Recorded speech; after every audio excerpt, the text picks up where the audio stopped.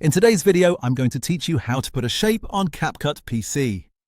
If you need to add a clean geometric shape, a solid background box, or a simple highlight block to your video, CapCut makes the process very straightforward. This is a great technique when you want to emphasize text, cover part of the frame, or create a neat graphic element without leaving your editing workspace.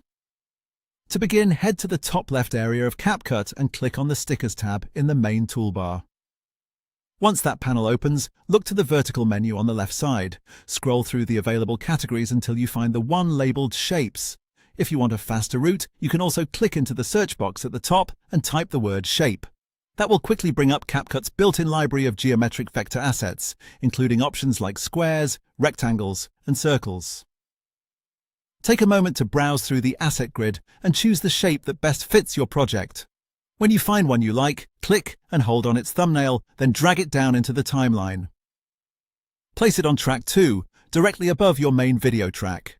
This is important because the shape needs to sit on a higher layer than your footage in order to appear on top of it.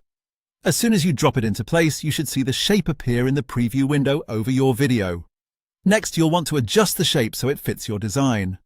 Click once on the shape clip in the timeline to make sure it's selected. Then move to the preview canvas in the center of the screen. You'll see a bounding box appear around the shape.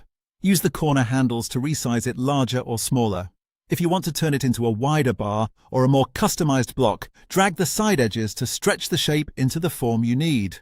After that, click and drag the entire shape itself to reposition it anywhere on the screen, depending on what part of the frame you want to highlight, frame, or cover. And that's it.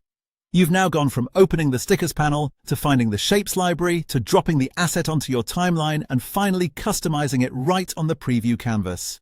It only takes a few quick moves, and once you do it once, it becomes very easy to repeat in any project. You're all set, done.